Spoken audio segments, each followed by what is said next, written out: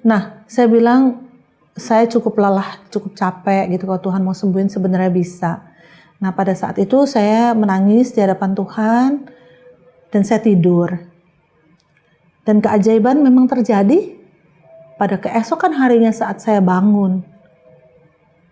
Sakit di punggung saya itu hilang sama sekali, dan yang luar biasa adalah sisa dari cairan yang ada di punggung juga hilang sama sekali.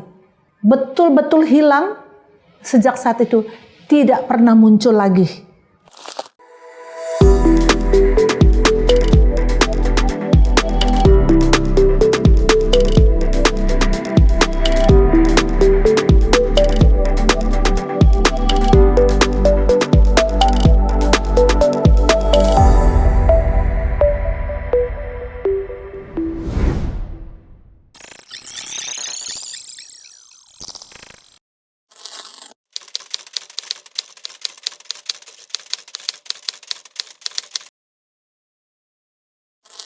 Selain daripada semua pengalaman saya menjalani kemoterapi, ada beberapa hal di dalam sepanjang proses tersebut, yaitu 8 kali 3 minggu, which is adalah 24 minggu.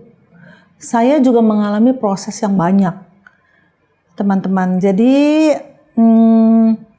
pada waktu selesai kemo, seperti yang saya sampaikan bahwa terjadi penumpukan cairan. Penumpukan cairan tersebut, pada waktu saya pulang, selang dan penampungannya itu harus dilepas oleh dokter bedah saya, dan akhirnya dilepas. Saya pulang dan setelah itu tentunya karena tidak ada selang dan penampungannya, maka cairan tersebut akan menumpuk khususnya semua mengalir ke bagian belakang punggung saya, dan di punggung itulah selalu akan ada tumpukan air-air yang harus dikeluarkan setiap berapa periode. Itu dilakukan di Jakarta, dan saya bersyukur pada sahabat saya, sesama rekan sepelayanan di Paduan Suara pada waktu itu, seorang dokter yang di rumah sakit di Jakarta. Dia melakukan penyedotan cairan tersebut dalam beberapa periode. Kalau sudah penuh, biasanya beng di belakang ini. Dan di situ harus dikeluarkan. Dan teman saya itu, sahabat saya itu tidak pernah men-charge saya padahal saya mau. Dia tidak mau dan dia bilang, sudah, yang penting kamu itu sehat. Sekali lagi Tuhan memberikan kemurahan pada kami. Setiap kali kami hanya membayar biaya admin dari rumah sakit. Dan akhirnya saya lakukan itu terus. Tentunya semakin lama semakin tidak terlampau banyak dan semakin jarang proses tersebut. Namun pada saat satu kali saya berencana untuk pergi ke Singapura, cairannya sudah mulai menumpuk lagi. Dan saya mengalami musibah. Dalam arti satu kali saya di kamar mandi, saya jatuh terpleset dan punggung saya itu tertimpa pada batap. Di batap dan sakit luar biasa.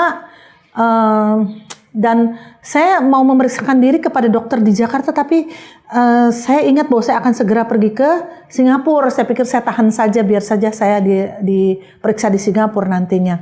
Pada waktu itu saya pikir sudahlah, saya pergi saja ke Singapura untuk kemo, untuk pemeriksaan, dan juga untuk sekalian menyedot cairan tersebut dan memeriksakan punggung saya yang sakit. Untuk kemo yang ke 6, 7, 8, suami sudah tidak menemani. Jadi saya pergi sendiri ke sana, dan karena efeknya tidak sekeras daripada kemo pertama, saya berangkat sendiri ke Singapura pada waktu itu. Dan di tempat penginapan seperti biasa, saya duduk di atas ranjangnya dan saya berdoa pada Tuhan waktu itu. Saya ingat sekali, Tuhan itu so amazing buat saya.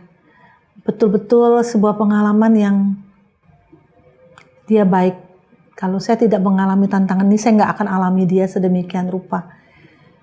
Sahabat Crosstalk, pada waktu itu saya berdoa sama Tuhan. Saya bilang, Tuhan, saya itu jarang mengeluh, mungkin tidak mengeluh pada Tuhan.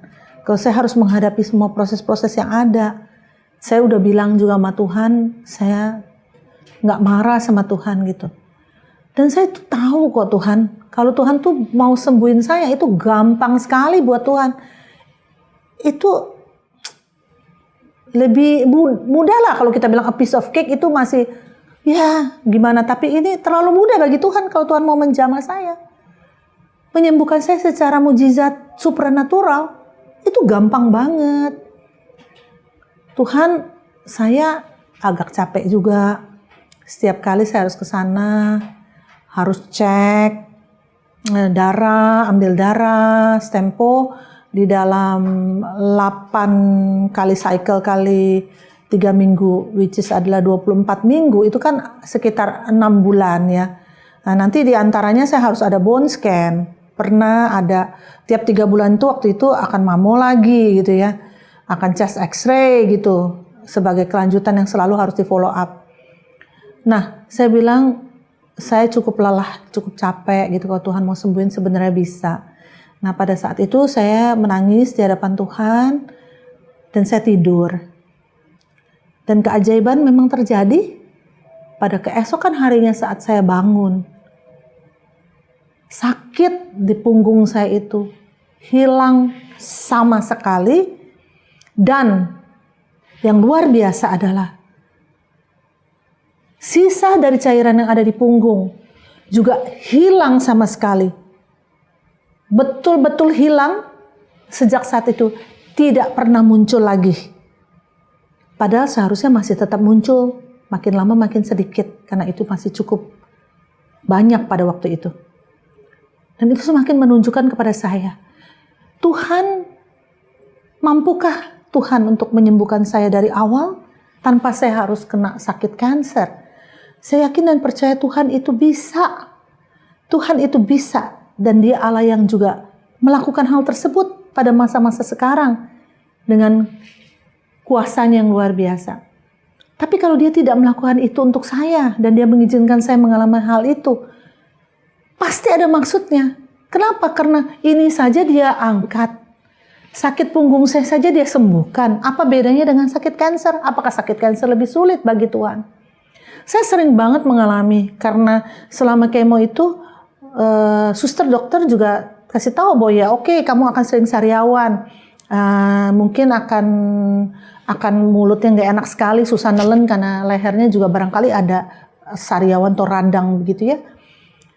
Tapi jujur, sahabat Crosstalk, yang saya alami adalah setiap kali ini bibir mau melenting, saya cuma tumpang tangan dalam nama Yesus, sariawannya hilang, dalam nama Yesus melentingnya hilang. Dan memang hilang. Memang itu kenyataan. Dan saya mengatakan bahwa itu pun adalah mujizatnya. Dan Dia Allah yang tetap perform mujizat sampai detik hari ini. Jadi sahabat Crosstalk, jangan kita takut pada saat kita mengalami tantangan lalu kita bilang, harapan kita bahwa Tuhan bukanlah Tuhan yang sama. 2000 tahun yang lalu Dia menyembuhkan orang sakit. Bahkan seringkali ditulis di sana, semua yang sakit Dia sembuhkan.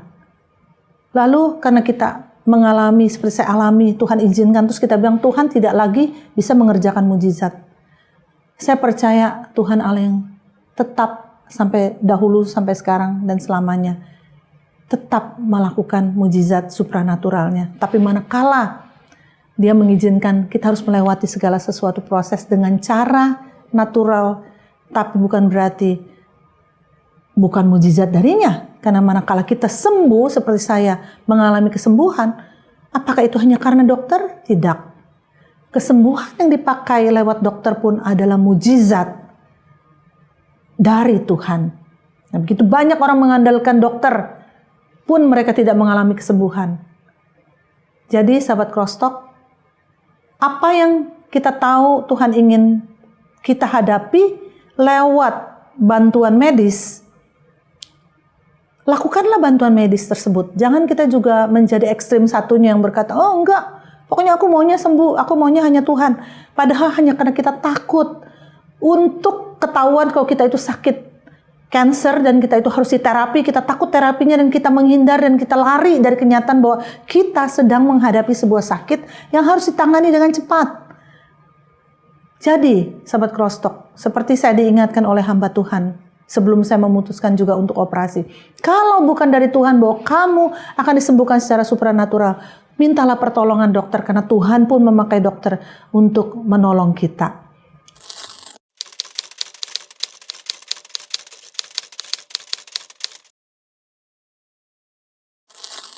Ada orang berkata mungkin, ya Grace sama Ongki duitnya banyak sehingga kami bisa berobat ke Singapura, kami mendapatkan pengobatan yang terbaik di sana. Jujur memang suami saya, Ongki, tidak ingin saya berobat di Jakarta. Pada waktu itu sesungguhnya kami sangat-sangat short of money atau kekurangan duit. Jujur aja, karena saya bekerja. Suami saya dulu bekerja juga, sampai pada level manager di perusahaan swasta yang baik. Kemudian dia keluar karena dia menjalankan bisnis pribadi kami bersama dengan kakak saya di bidang dekorasi, wedding decoration. Dan sehingga pada waktu memulai dia harus full time di sana, tentu saja penghasilan masih belum jelas.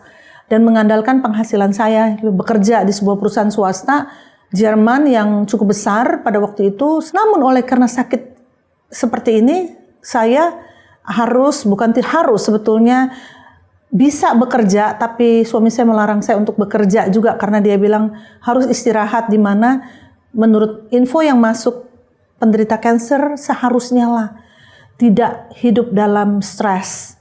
Sedangkan dengan level pekerjaan tertentu tentunya kita tidak bisa dalam arti kata relax, quote and quote, ada tanggung jawab yang cukup besar di sana. Nah, sebelum itu memang kami mengumpulkan uang dengan tabungan kami baru saja membangun rumah yang betul-betul fresh, sedang dibangun pada waktu itu. Jadi pada waktu Oktober dilakukan operasi, kondisi rumah sudah hampir jadi. Jadi Sahabat Crosstalk bisa bayangkan bahwa keuangan kami tuh benar-benar habis-habisan waktu itu ya. Tabungan kami tuh minim sekali. Sedangkan suami saya ngotot tidak mau saya berobat di Indonesia. Saya juga bingung karena pekerjaan saya di kantor itu juga rasanya tidak pernah ada satu orang pun yang ditanggung sampai segitu banyaknya. Nah, sempat suami saya merasa bersalah dan menyesal sekali karena setiap kali dia menjemput saya di kantor, dia akan bertemu dengan suami dari seorang staf di kantor saya juga yang selalu nawarin dia asuransi, tapi dia tidak pernah mau mengambilnya. Jadi pada waktu kita menghadapi itu dengan biaya yang besar pada waktu itu di Singapura, buat kantong kami di tahun 2000 itu bukanlah uang kecil untuk berobat di Singapura, belum bulak-baliknya, belum semua makanannya dan food supplement yang harus kami beli juga. Itu rasanya kayak perjalanan iman yang betul-betul sangat menantang sebetulnya. Kami lebih banyak menjalani aja tanpa berani untuk hitung-hitungan, jujur kata.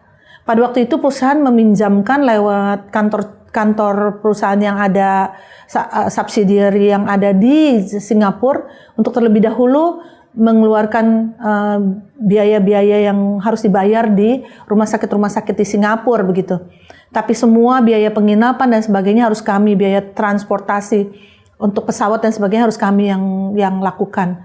Tapi sahabat Crosstalk, sungguh sebuah keajaiban karena begitu banyak Tuhan mengirimkan berkat-berkat bahkan dari orang-orang yang nggak pernah kami pikir juga, artinya teman sepelayan, tapi boleh dikata kami tidak bertemu dengan dia dengan mereka sampai begitu cukup lama, bertahun-tahun. Tapi mereka datang ke rumah, mereka membawa dana, mensupport dana. Ada beberapa hamba Tuhan juga ada yang memberikan amplop buat kami. Ada yang pernah memberi Singapore dollar. Hari ini bawa 1.000, nanti nggak berapa lama bawa lagi 1.000. Sahabat kami juga yang dari yang suaminya orang Prancis juga mengirimkan dana. Jadi teman-teman, keajaiban Tuhan itu kami rasakan. Dari semua tantangan-tantangan itu menjadi sebuah hiburan buat kami. Bahkan seringkali waktu kami pulang, kami menghitung-hitung biaya yang kami butuhkan. Karena setiap 3 minggu saya harus kembali ke Singapura, lalu saya harus balik lagi ke Jakarta. Dan setiap selesai itu 4 kemo pertama suami selalu ikut karena kondisinya berat buat saya.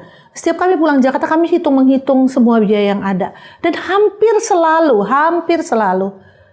kalau tidak mau dikatakan selalu, bahwa semua biaya-biaya yang ada itu tertutupi oleh bantuan orang-orang. Sehingga kami tidak mengeluarkan sedikit pun. Dan saya percaya itu juga karena dari awal saya tidak marah pada Tuhan. Dari awal saya sudah menyerahkan semua pada Tuhan dan menerima apa yang Tuhan izinkan terjadi. Bukan sebagai punishment, tapi sebagai sesuatu yang Dia izinkan untuk saya alami, untuk kebaikan saya ke depannya. Untuk rencananya yang jauh lebih besar daripada semuanya. Singkat kata, teman-teman, suami saya sudah merelakan nanti setelah selesai pengobatan, rumah baru akan kami jual. Bahkan kami sudah memasarkannya selama proses pengobatan. Mobil kami akan juga tidak mau pakai yang bagus-bagus. Kami cukup menjual mobil sekarang, kami membeli mobil yang kecil, seperti itu. Tapi sampai selesai pengobatan, sampai semuanya dijalankan, apa yang terjadi? Rumah tetap ada, mobil tetap ada, dan biaya-biaya tertutupi. Tapi yang pasti, Tuhan adalah Allah yang menyediakan. Tuhan adalah Allah yang bisa dipercayai. Saat saya berkata, Tuhan jangan tinggalkan saya, Dia tidak tinggalkan saya juga dari segi keuangan. Saya ingat itu pun merupakan doa dari dokter onkologi saya. Saya menyebutkan saja di tempat ini, namanya Dr. Carmen Wong. Dia setiap kali selesai saya kemo, saya bertemu dengan dia cuma tanya lagi, hari ini kamu mau didoakan apa? Saya dan suami selalu minta didoakan soal keuangan. Dokter ini adalah dokter yang sangat rohani, yang cinta Tuhan. Dia selalu berdoa untuk keuangan kami. Dan memang Tuhan menjawab doa aja dan menjawab doa banyak teman-teman lain. Sampai keuangan tertutupi tanpa kekurangan apapun. Puji Tuhan.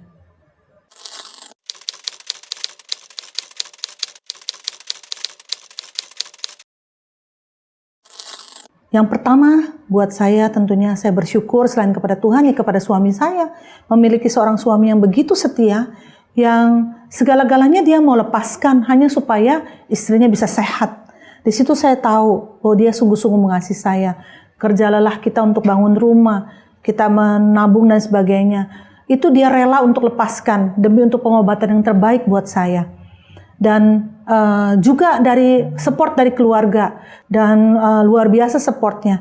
Kakak saya adalah salah satu owner dari perusahaan decoration Gracida yang kami miliki, dan dia dia sekeluarga sedih mendengar begitu saya kena vonis, maka mereka sedih sekali dan tentunya menangis. Tapi kemudian kakak saya bilang kepada suami saya, kamu nggak usah pikirin kerjaan. Kamu harus temenin istri kamu, temenin adikku ya, di Singapura berobat. Kamu nggak usah pikirin kerjaan sama sekali. Pokoknya lepasin aja ke saya. Karena memang sebenarnya suami saya pada waktu itu adalah suami saya dan kakak saya yang running the company begitu ya. Suami saya adalah seorang desainernya. Ya dia harus mendesain, dia arsitek dan dia mendesain dari Singapura sebisanya dia. Tapi dia menemani saya.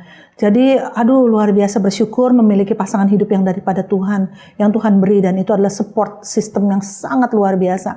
Keluarga saya juga support, dan juga teman-teman adalah sesuatu yang buat saya sangat amazing. Kalau kita memang hidup di dalam melayani Tuhan, kita beri banyak waktu juga untuk mengasihi teman-teman seiman. Kita beri perhatian. Kadang-kadang kita pikir, kita secara natural aja. Oh ya, setelah persekutuan ayo kita anterin mereka pulang. Kadang-kadang pulangnya bukan naik mobil sendiri. Waktu masih belum menikah, suami saya suka naik mobil taksi misalnya rame-rame, anterin kemana dulu gitu kan. Dan kami suka berdoa bersama di rumah dan sebagainya. Perhatian yang kita beri sedikit-sedikit barangkali kita pikir tidak berarti, tapi sahabat-sahabat kita itu ternyata menganggap itu adalah sesuatu yang luar biasa dan sangat-sangat mengasihi kami, balik mengasihi kami. Dan mereka suka kirim ayat-ayat menguatkan. Waktu itu kan kita belum ada WhatsApp chatting, jadi mereka betul-betul kirim email sudah ada, dan mereka memberikan kalimat-kalimat penguatan. Yang dari luar negeri, yang sudah tinggal di luar negeri pun kirim. Seperti itu ya, kadang telepon. Dari Australia juga telepon, seperti itu. Dan yang ada tinggal di Singapura juga ada 2 teman yang terus menolong, juga terus datang menghibur. Waktu itu Weni dan Yulianawati menolong saya juga, menemani saya. Kadang kalau saya nggak ada suami saya, ditemani oleh Yulianawati untuk pergi ke dokter dan sebagainya. Weni pun demikian, mengumpulkan dana dari teman-temannya untuk belikan saya tiket pulang dan sebagainya. So amazing. Betul-betul luar biasa. Sahabat Crosstalk, sahabat atau teman itu penting. Jadi jangan pernah kita merasa, aku bisa sendirian, aku mau hidup sendirian, gak perlu teman. Itu salah. Pada saat kita hadapi tantangan, kita baru merasa teman itu adalah support system yang amat sangat berarti buat hidup kita. Luar biasa. Jadi teman-teman, milikilah teman-teman, sahabat yang banyak. Jangan menuntut mereka memberi perhatian pada kita terlebih dahulu, tapi berikanlah perhatian kita kepada mereka. Tanpa pamrih, tapi mereka juga tahu bagaimana mereka bisa memberi perhatian balik kepada kita, mengasihi kita, bahkan lebih mungkin daripada kita mengasihi mereka.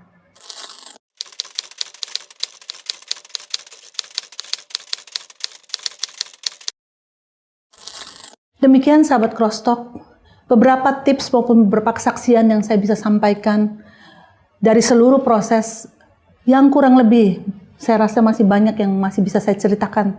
Tapi kurang lebih apa yang saya sampaikan kiranya boleh menjadi masukan dan kekuatan buat sahabat Crosstalk sekalian.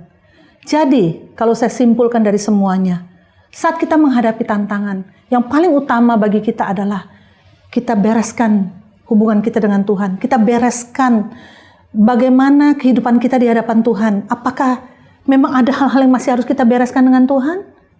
Tuhan bukan Allah yang menghakimi. Saya percaya Tuhan mengasihi saat kita lemah. Tuhan mengasihi orang yang berdosa. Tapi pada waktu kita menghadapi sesuatu, biarlah kita coba berpikir, Tuhan barangkali saya ada salah ini, ada salah itu. Ya sudah pasti bukan Allah yang menuntut seperti seorang yang begitu jahat. Seorang bapak aja bisa sayang pada anak, apalagi ya Tuhan lebih lagi daripada seorang bapak menyayangi anaknya. Karena itu teman-teman, pertama adalah perbaiki hubungan kita dengan Tuhan, atau kita berevaluasi diri dengan Tuhan.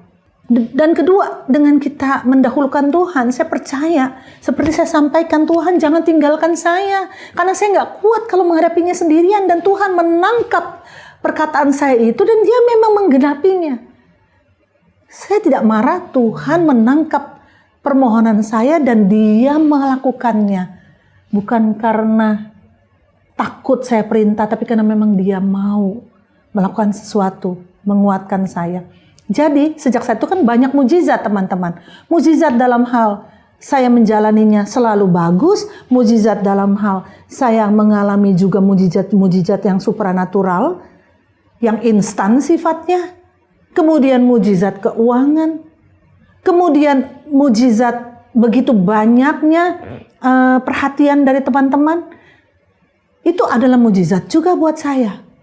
Dan di dalam menjalani itu semuanya, kalau Tuhan sudah menguatkan kita, apakah kita berpangku tangan, apakah kita ya sudah, yang penting aku sehat, yang penting aku untuk diriku sendiri, gak usah cerita sama orang-orang juga gitu ya, cuman gue yang tahu masalah, gue yang paling susah gitu kan. Lalu kita hidup untuk diri kita sendiri, terus takut dan terus mencari jawaban. Kenapa saya bisa sakit? Apa yang harus saya hindari? Supaya saya tidak sakit lagi, supaya tidak relapse lagi. Itu bagus, bukan tidak. Tapi kita juga perlu untuk memperbaiki gaya hidup kita. Kedua, untuk tetap menjadi berkat selama kita menjalani proses ini. Menjadi berkat bagi banyak orang, menjadi berkat kepada siapa yang Tuhan percayakan pada kita, yang Tuhan pertemukan kepada kita. Luangkan waktu, barangkali untuk menghibur orang yang mengalami hal yang sama, barangkali untuk berdoa bagi orang yang mengalami hal yang sama, barangkali untuk ingat saja chatting kamu apa kabar hari ini. Dan itu yang sampai saat ini menjadi sesuatu yang juga ada di dalam hati saya. Intinya bahwa kita tidak lagi hidup untuk diri kita sendiri. Kita hidup juga bagi orang lain. Demikian kesaksian saya, sahabat Crosstalk. Kiranya serial ini boleh menjadi berkat bagi kita semua. Tetap kuat, tetap percaya. Kalau kita tidak melihat perbuatan tangan Tuhan, terasa berat sekali. Biarlah kita percaya akan hatinya Tuhan yang tidak pernah salah, yang tidak pernah menipu, yang tidak pernah punya maksud jahat atas hidup kita. Percayalah, Dia Allah yang layak kita percayai seumur hidup kita. Haleluya. Amin. Sahabat Crosstalk, agar kesaksian ini dapat memberkati lebih banyak orang, yuk like and share video ini kepada keluarga dan teman-teman lainnya. Bagi sahabat Crosstalk yang diberkati melalui kesaksian ini, mari berbagi di kolom komentar. Dan subscribe agar tidak ketinggalan kesaksian-kesaksian lainnya.